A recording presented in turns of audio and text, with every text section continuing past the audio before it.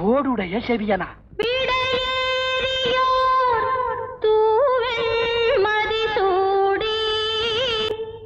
தூவெண் மதிசூடி.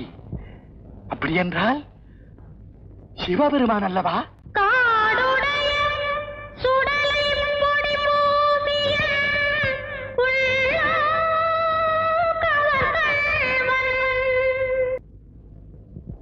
அவர் உன் உள்ளம் கவர்ந்தாரா? சம்பந்தா, நீ அவரை பார்த்தாயா? எங்கு பார்த்தாய்? அவர் எப்படி இருந்தாரப்பா? தோடுடைய செவி